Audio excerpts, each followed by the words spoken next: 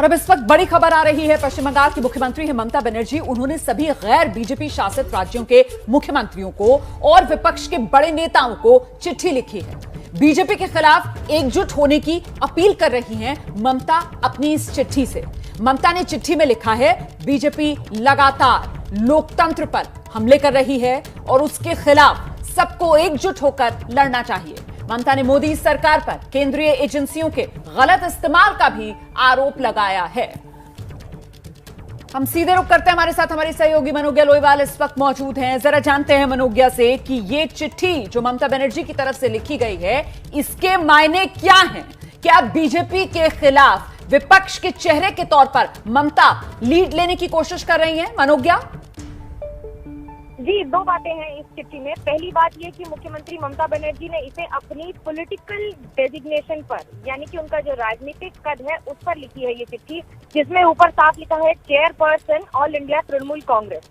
और दूसरी बात कि ये सारे नॉन बीजेपी शासित राज्यों के या तो मुख्यमंत्री या फिर बड़े दल के नेताओं को भेजा गया है। और उसमें यह भी कहा गया है कि पिछले 5 वर्षों से लगातार सीबीआई, ईडी और बाकी सारी एजेंसीज का इस्तेमाल करके बीजेपी अपनी बार बार हर स्टेट में इसी तरह से इंटरवेंशन कर रही है। और दूसरी बड़ी बात जो लिखी गई है वो ये कि सारे ऑपोजिशन लीडर्स को एक साथ जुट होकर आगे बढ़ना होगा, क्योंकि अगर इसी तरह से सेंट्रल एजेंसीज का इस्तेमाल होता रहा तो ये फेडरल स्ट्रक्चर के खिलाफ और उसके लिए खतरा भी है।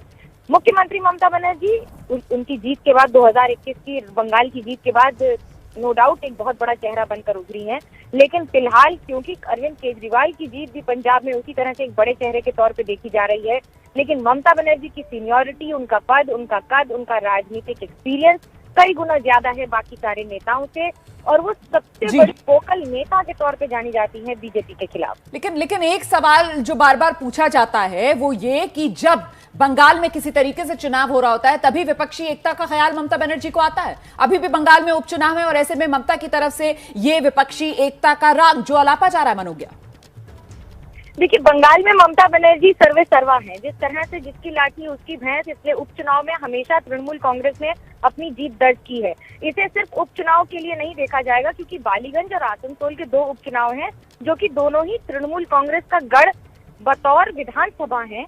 लेकिन जब आप बात करेंगे इसकी आसनसोल की, तो वहां पर फिलहाल तृणमूल कांग्रेस ने जीत दर्ज नहीं की कभी।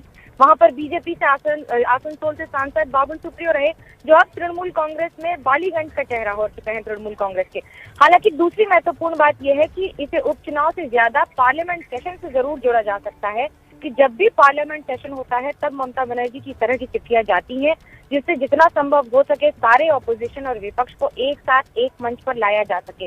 इसे लोकसभा की आप तैयारी भी देख सकते हैं, और इसी चुनाव के खत्म होने के बाद एक और बड़ा मंच भी। जी,